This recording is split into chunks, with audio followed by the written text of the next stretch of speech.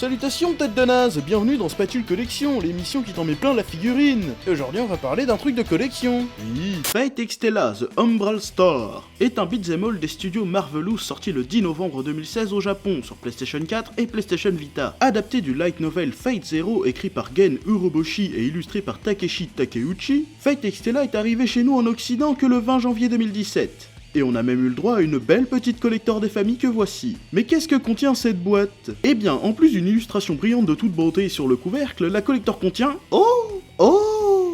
de l'argent. Ce qui veut dire que cette vidéo est un placement de produit. Oui. L'argent. La collector contient une tapisserie. Voilà, très sympa. Un deck de 16 cartes à collectionner représentant les persos du jeu. Bonasse, sans intérêt, et une Jeanne d'Arc à en faire monter le drapeau de front de notre Jean-Marie national. Oh my damn! Ensuite, bien sûr, on a le jeu, et oh my damn! Un artbook! J'aime les artbooks. Cet artbook contient de sympathiques artworks ainsi que des informations sur les persos. Par contre, c'est tout en anglais, mais on s'en bat les couilles, c'est juste un artbook. Bon, maintenant, on va parler du jeu. Et... oh merde, le jeu aussi est tout en anglais. Zut alors, merde. Ah, c'est con. Ah merde. Bon, passons. Au début, on choisit son perso. Ici, pas de personnalisation, c'est soit mâle, soit femelle. Au moins, on peut les renommer. Donc, on commence l'histoire en se réveillant je ne sais où. Et là, il faut se préparer à lire. À lire encore et toujours des lignes et des lignes de texte.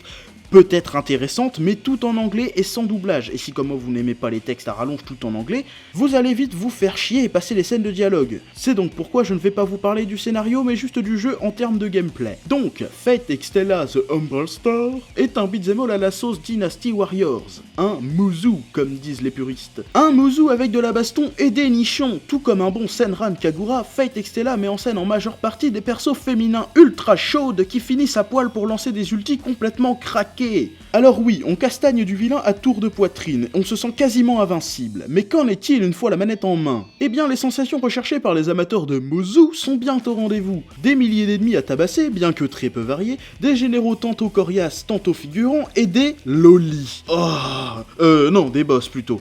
Des boss. Au total, on a là 17 personnages jouables et 3 modes de jeu, pour une durée de vie plutôt convenable. Graphiquement, c'est fluide, c'est efficace et c'est boobs. Damn!